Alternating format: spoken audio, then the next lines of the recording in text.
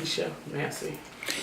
My passion is helping and serving others in any capacity, whatever is needed. I just know from where I came from, if it wasn't for the village or other people giving a hand up or a word, I wouldn't be in where I am today, or I wouldn't be privileged to certain things. So I think it's awesome when people can come together as a team or a group and help bring the other people along, whether they're older, younger, or same age as us. I think it's a beautiful deal to do, a beautiful thing. I think the concept is it's refreshing.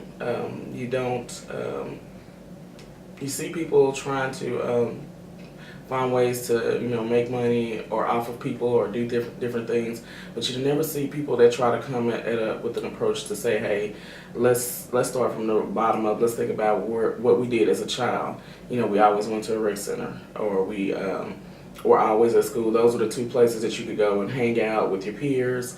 One was for learning, the other one was learning in a different way. It was learning life skills. So you never see people come from that type of approach to try and help others. You always see people doing 501c3s. You see those pop up everywhere, and people are doing like different avenues of it. But I mean, from this standpoint, it almost takes you back to the days of Boys and Girls Clubs. Those are kind of how people build relationships over time and are friends forever.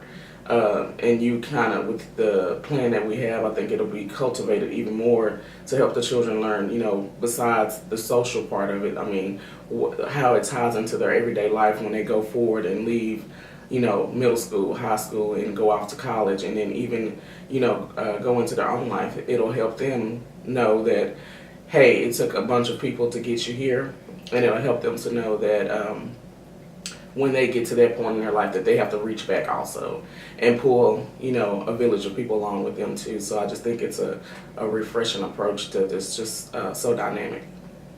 Mr. Chair is, he's just the person that's just, he doesn't come when he airs. He's just himself. He's always spoke his mind regardless, of the situation or what's going on. And he's just honest.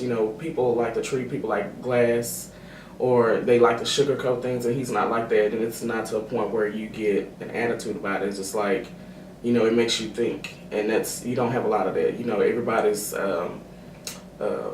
what they would call today fake, and they don't. They're not real people. You always meet their representative. With him, you meet him. If you meet him today, if you don't talk to him for 6 months, when you talk back to him again, he's the same person every time, and which that's just like a breath of fresh air, because you don't get that all the time with people. And he's the kind of person that is probably kind of a little mysterious in a way, meaning to the point of like he doesn't come out like that automatically, but once he knows that you're not putting on the airs with him, and he's not meeting your representative, he's just like gold. He's just a great friend, a great person that listens and pretty much tries to help you understand, if you're talking about different things, or just gives you great advice, a great word of encouragement. Always a great word of encouragement, to the point that you're like, wow, when you get off the phone, you're just like, man, you kind of feel convicted a little bit, but that's just the God in him. That's just his love of the Lord. And he may not go to a building every Sunday, every week, but the Lord is in him. Jesus is in there somewhere. With Mr. Cherry out there, listening to him and his passion for children, and just watching him with his own children, and the plan he has for PTA Funds You, and just how he is overall. I would say, as a person, I even mentioned to him, I said, you really should be a mentor. You should be a life coach, because you're just like awesome. You're wonderful. You bring stuff out of people that they're just like, I wasn't expecting to have this kind of conversation with you. It was just like, hey, and then we're like all off into life stuff, and it's like, oh, okay, thank you. Thank you, Mr. Cherry. I saw him the beautiful part, how he takes his time, and I saw he filmed one of his son's plays at his school. I just thought that was awesome. And he had a team of people there that were helpful too and helping. Um, and it was like, wow. I mean, you don't see many people, especially in our culture, that will take that kind of a time and that kind of a prowess about things, like to go beyond, above and beyond, and make a big deal out of it. You know, everybody's just like, you know, okay, we're gonna get 5 or 10 family members, and we're gonna have our cell phones, and we're gonna video, and we're gonna scream and shout. But I mean, it was just the quiet approach to it, but it was so impactful in a large way. I just thought that was beautiful, and just, I mean, every day, I mean, day in and day out things, you just don't see dads, especially black dads, doing that with their children. You don't see that these days at all.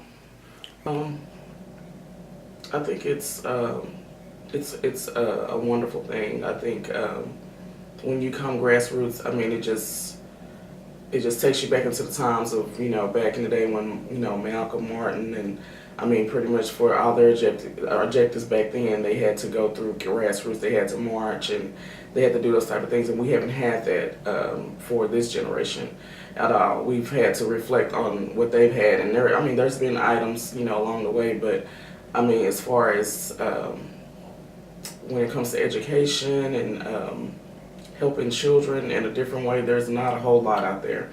I mean, there's things there. There's you know, Boys and Girls Clubs. There's United Way, things like that. But I mean, something that's relatable relative to today, to 2014. I think this would be awesome. I mean, it's just going to be an awesome thing.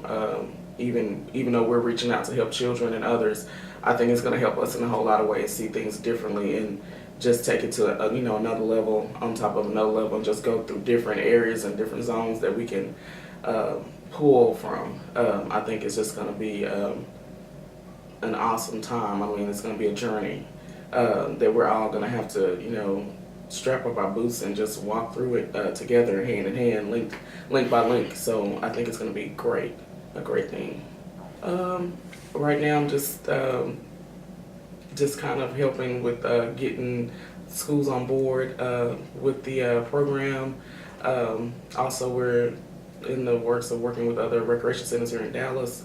So, I mean, there's many facets that we have working with the team that we have. So it just comes from all directions as far as their educational part of it. Sometimes it's social. Some kids have social things, their environments, you know, where they're living at, you know, they have a single parent home.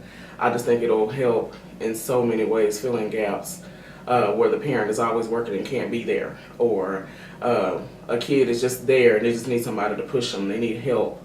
I just think it's just different little gaps, little things that they're missing, deficiencies that this will help pull together and just make this new generation coming along, just make them more powerful and make a bigger mark, because they have the technology down. The technology part is not the issue. It's the other little things that they don't have that I think will make a impactful blow in communities all over Dallas, and hopefully, I mean, it'll reach across the globe. I mean, it should be, it's a grassroots effort, but I think it will be awesome, you know, to see it go further than just Dallas, Fort Worth area, past, you know, beyond Texas and beyond. So when you look at these kids that's in the community and the broken families and those who do not have homes to stay in, and you see the trouble that even the parents are having, what are your thoughts about that? I'm just going to tell you about personally what's something going on with me right now. I have a niece and a nephew, and they're in that situation. I mean, I look at them. I actually had to take custody of them early this year in January. My brother's been in jail since August, and their mom, she's kind of out there too, and she was in some trouble. So this was the best solution for me to take the children. I don't have any children. And for me to take a 7-year-old and a 9-year-old and bring them to my home and drive them across town each day, make sure they get their education, make sure they eat, make sure they, you know, their clothes are clean. I mean, just simple everyday things like that these children were not getting, and they were my family. You know, and that's kind of hard to believe that you have people in your family that are well-to-do, or, you know, that get up and go to work every day, and then you have children in your family like that that don't get everything that they need every day from their parent in their home with the parent.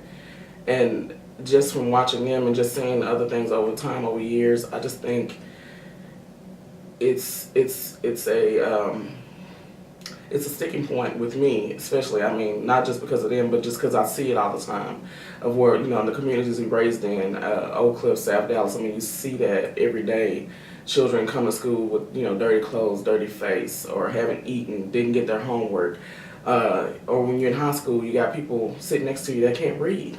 I mean, because the teachers have pushed them along during the years, and I just think we have the responsibility of, you know, stepping up and saying, hey, you know, let's step in and try to help these kids and meet them where they are, to get to them where they need to be, and then they can turn around and help somebody else and bring them up to a different level. And if we never take the time to tell them that, you know, hey, there's hope for you, there's love for you, you're needed in the world, I mean, who's going to tell them?